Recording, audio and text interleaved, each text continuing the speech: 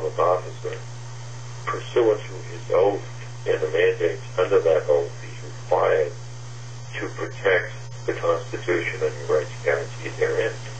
Therefore, he's required to respond to your redress of grievances to government, which is exactly what we're doing.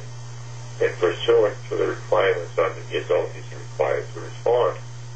Now, that's backed up by the two case law sites that we put into the presumptive clause. One is Connolly versus General Construction, which basically says that lawful notification is the first essential due process, and the opponent has a duty to respond. And U.S. versus Tweel, which basically says an inquiry left unanswered is considered truth. Okay, that's number one. Number two, when we say court decisions, we're talking about court decisions based upon legislation. There's legislation that requires banks to lend their money, not their credit. And Margie can give you the legislation on that. It's a federal statute. And number three, in our affidavits, we always say, and it should be in that document, affidavit of truth. Okay? So we're saying it right away, affidavit of truth. Anyway, hope all is well with you. If you speak to Lowell or any of the other guys down there, give them my best. And I want to thank you for the offer of the tickets for the football game, but it's just not possible for any of us to go. We can't get the time off to go to something like that. So thank you. 34 a.m. Glendora, this is Debbie Graham. The cluster here on your car probably closer to the end of the week before George is able to get it back into the garage. We'll let you know when it's ready. Thank you. This is Bonnie returning your call. I'm sorry I haven't had a chance before now to call you. I've just been very, very, very, very busy. 3 p.m. Hi, Glendora. Got your message. That's wonderful that you're going to the Yale football game. And if I have the ground clothes, I will bring them. Well, I do have them, so I will bring them over at some point and drop them off and put them in your mailbox. Also, as far as money is concerned, I don't do things for money. I do things for the love of God. The Bible says, if you give a man a drink in my name, I will repay. So guess what? If I do something for you, I don't expect you to return the favor. I don't expect you to return or be obligated, because the expectancy is on God. The Bible says so, and it's one of the blessings. So what I expect is I expect God to in turn do something. You get my picture? Hey, that's what he's... Billy D sent you a joke, folks. He said, last night I dreamt I was a car muffler. This morning I woke up...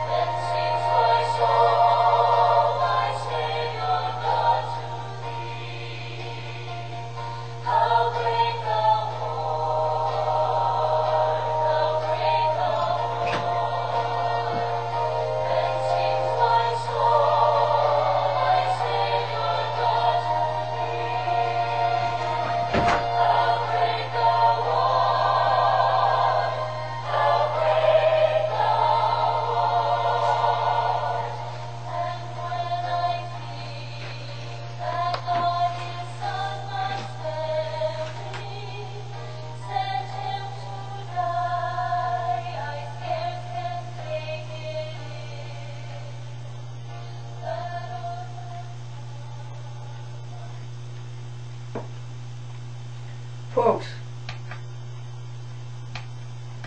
George McDermott asked me to call him up in Maryland and to leave this judicial notice on his telephone recorder. So let's see if I can bring this off.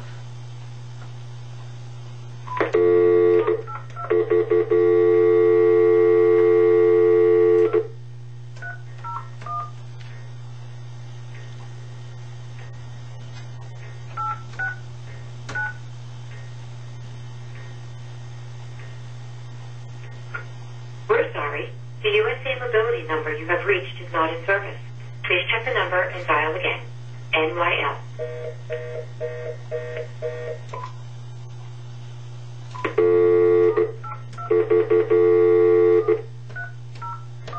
Three 839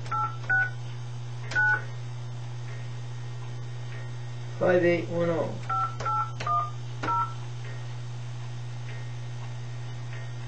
You can give without loving, but you can't love without giving. Did you know that? You can give without loving, but you can't love without giving. Who said that? That's in Ann Cetus, Daily Bread, the devotion this morning. And it's from James 1.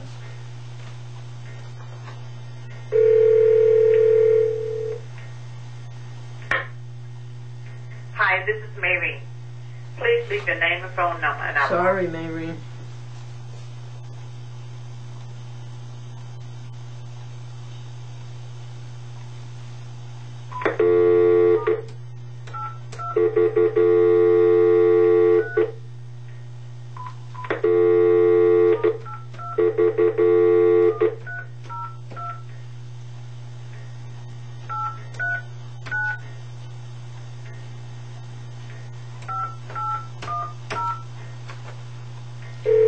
It was from James, first chapter of James. The number you have reached is not... Okay.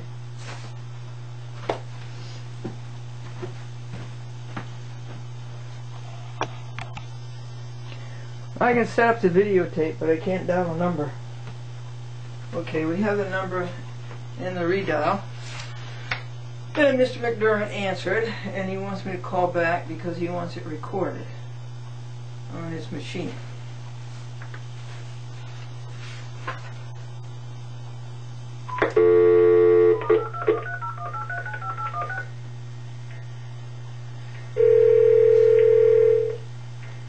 You can give without loving, but you can't love without giving.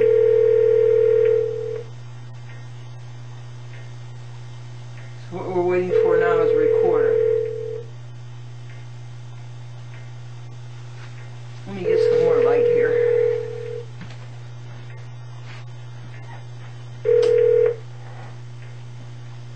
Hi, you reached the home of George and Pat McDermott.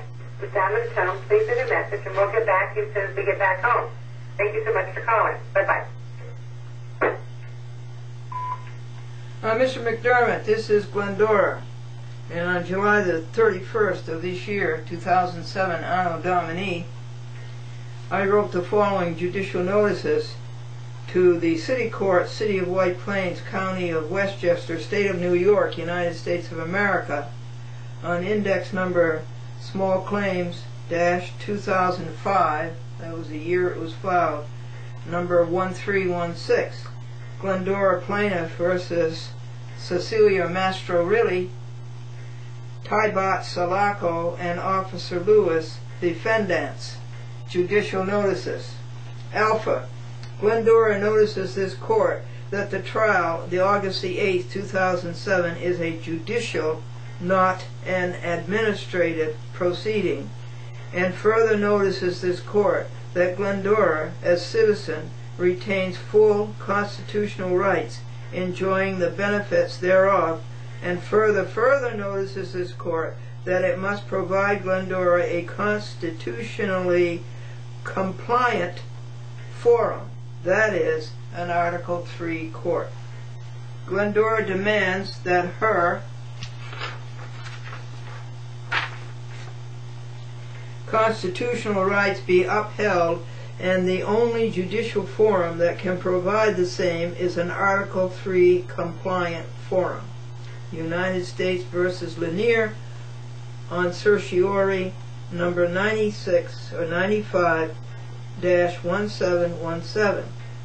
Judge and other court officers are notified of their responsibility to read all pleadings in order to uphold Glendora's constitutional rights, both federal and state.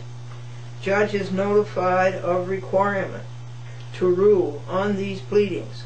having to do with constitutional rights, and to abrogate the responsibility is perjury of oath. Hansberry as yet has not ruled on Glendora's Federal Rules of Civil Procedure Rule 60B, relief from order for new trial. Judge is also noticed to rule only in accordance with constitutionally compliant law and cases. Beta. Glendora will ask the judge in court, August 8, 2007, the following questions. You and any counsel appearing for the defendants have taken oaths of office to support and uphold the constitutions of the United States of America and that of New York State. Is that correct? Pursuant to your oaths of office, you are required to abide by these oaths in the performance of your official duties, including those before this court.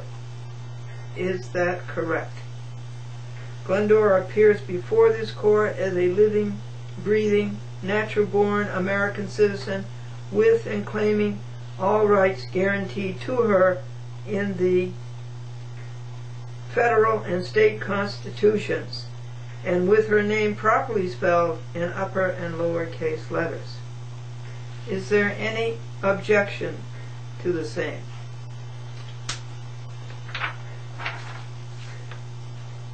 Glendora is entitled to and guaranteed a fair and impartial trial presided over by a fair, unbiased, and impartial judge in a court of record. Is this correct? This court abides